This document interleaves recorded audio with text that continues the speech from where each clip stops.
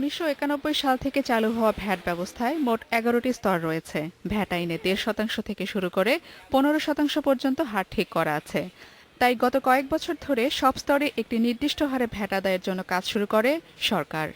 এ লক্ষ্যে ভ্যাট আইন সংশোধন করা হয়েছে। আর নতুন হার ঠিক করা হয়েছে ১৫%। অটোমেশনের কাজ হয়ে গেলেই নতুন ভ্যাট কার্যকর হবে। যদিও আমরা বলি আমাদের মূল হার হচ্ছে ১৫, কিন্তু ১৫-র বাইরেও আমাদের প্রায় 10টা হার আছে। তো এই সমস্ত কারণে এই এক হার প্রতিষ্ঠা করার জন্যে, এই এক্সামশন কমানোর জন্যে, সর্বোপরি একটা রাজস্ব বান্ধব এবং একটা ব্যবসা বান্ধব একটা ভ্যাট সিস্টেম স্থাপন করার জন্যে এটা করার প্রয়োজন ছিল। ব্যবসায়ীরা বলছেন, সবকিছুতে ১৫% হারে ভ্যাট অনেক বেশি। বিশেষ করে ছোট ব্যবসায়ীদের জন্য তা চাপ তৈরি করবে। এই হার ৪ থেকে ৭% মধ্যে রাখার পক্ষে মত তাদের। ১৫% স্তর প্রতিটা স্টেপে ইজ টু মাচ।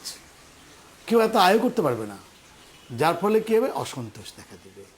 স্পেশালি যারা লো প্রফিট মার্জিনে ব্যবসা করে তারা কিন্তু ইমিডিয়েটলি এটা নিয়ে হইচই বাজিয়ে দেবে। তখন হয়তো এমনও হবে যে ভ্যাটের হয়তো ওই আইনটা আমরা ইমপ্লিমেন্ট করতে হিমশিম খেতে হবে।